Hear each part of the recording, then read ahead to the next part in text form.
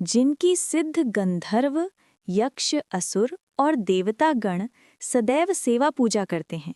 वे सिद्धि देने वाली माँ सिद्धिदात्री हमें संपूर्ण सिद्धियाँ प्रदान करें। शारदीय नवरात्रि के 9वें दिन माँ सिद्धिदात्री की पूजा अर्चना की जाती है। इस दिन को महानवमी के नाम से भी जाना जाता है। यह नवरात्रि का अंतिम दिन होता है और ऐसा माना जाता है कि संपूर्ण नवरात्रि के 8 दिनों तक की गई पूजा, उपासना और साधना का अंतिम फल सिद्धियों के स्वरूप में अंतिम दिन माता सिद्धिदात्री प्रदान करती हैं। तो आइए आज हम शारदीय नवरात्रि के माँ सिद्धिदात्री से जुड़ी हुई इस सुंदर पौराणिक कथा का श्रवण करते हैं। आइए आज की नवरात्रि व्रत कथा आरंभ करते हैं। माँ सिद्धिदात्री कमल पुष्प पर विराजमान है। उनकी 4 भुजाएं हैं। दाएं हाथ में कमल पुष्प और शंख, बाएं हाथ में गदा और सुदर्शन चक्र शोभायमान है। माता ने लाल वस्त्र धारण किए हैं और उनका स्वरूप अत्यंत तेजस्वी है। वे समस्त सिद्धियों की स्वामिनी हैं और अपने भक्तों की सभी मनोकामनाओं को पूर्ण करती हैं। शिव पुराण और देवी भागवत पुराण में वर्णन आता है कि जब माँ कुष्मांडा ने इस ब्रह्मांड की रचना की थी, तब उन्होंने त्रिदेव यानी कि ब्रह्मा जी, भगवान विष्णु और भगवान शिव को भी अनेक प्रकार की विभिन्न सिद्धियां प्रदान की थीं। भगवान शिव को उन्होंने 8 महासिद्धियां प्रदान की और 10 गौण सिद्धियां दी, यानी कुल 18 सिद्धियां प्राप्त हुई। और इन सिद्धियों के कारण ही भगवान शिव अर्धनारीश्वर कहलाए, क्योंकि माता की कृपा से उनका आधा शरीर देवी का हो गया। भगवान शिव को जो सिद्धियां प्राप्त हुई थीं, उनके नाम इस प्रकार हैं: अणिमा, लघिमा, प्राप्ति, प्राम्या, महिमा, ईशित्व, वशित्व, सर्वकामावसायता, सर्वज्ञत्व, दूरश्रवण, परकाय प्रवेशन, वाग सिद्धि, कल्पवृक्षित्व, सृष्टि संहार करण सामर्थ्य, अमरत्व, सर्वन्यायकत्व, भावना और सिद्धि। इन सभी सिद्धियों को प्रदान करने के कारण माता को सिद्धिदात्री के नाम से जाना जाता है। माँ सिद्धिदात्री की उपासना का गहरा आध्यात्मिक संदेश भी है।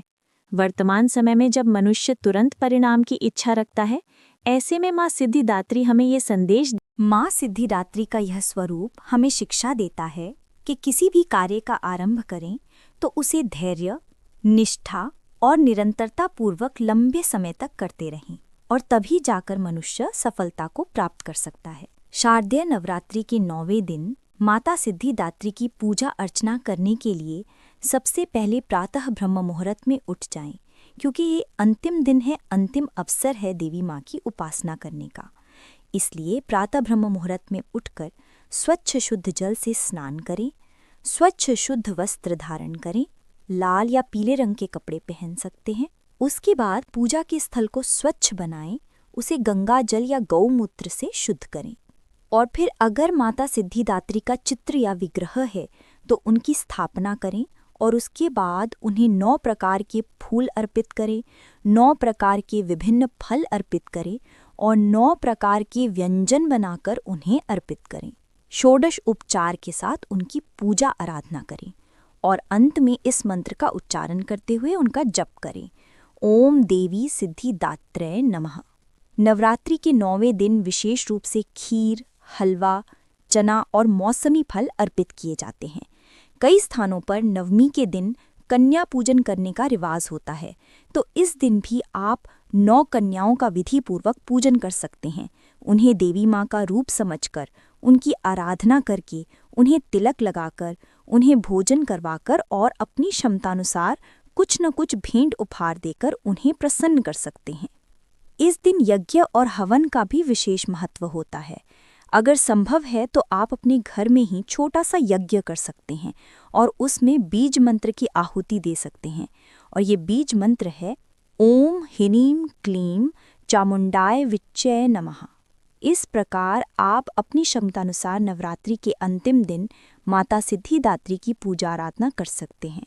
नवरात्रि के अंतिम दिन पर माता सिद्धिदात्री की पूजा आराधना करके उनसे विशेष प्रार्थना की जानी चाहिए, और ये प्रार्थना अपने तथा अपने परिवार की सुखकारी और कल्याण के साथ साथ अपनी आध्यात्मिक साधना को तीव्र बनाने के लिए भी की जानी चाहिए, क्योंकि इस भौतिक संसार में हम जितनी भी सिद्धियां प्राप्त कर लें, अंततः एक दिन वो नष्ट हो जाएंगी। लेकिन एक ही सिद्धि ऐसी है जिसका कभी नाश नहीं होगा, और वो है परम भगवान श्री हरि की शुद्ध भक्ति में सेवा। भक्ति एकमात्र ऐसा उपाय है जिसके माध्यम से हम इस जन्म मृत्यु के संसार सागर से सदा सदा के लिए मुक्त हो सकते हैं। तो इसलिए नवरात्रि के अंतिम दिन पर माता सिद्धिदात्री की पूजा आराधना करते हुए उनसे भक्ति मांगना बिल्कुल मत भूलिएगा, क्योंकि यही वास्तव में परम श्रेष्ठ सिद्धि है जो कभी भी नाश नहीं होती। तो चलिए आज की नवरात्रि कथा की समाप्ति करते हुए परम आदि शक्ति माँ जगदम्बा को शतकोटि प्रणाम करते हैं और उनसे परम आध्यात्मिक शक्ति रूपी आशीर्वाद की कामना करते हैं। हरे कृष्णा। धन्यवाद।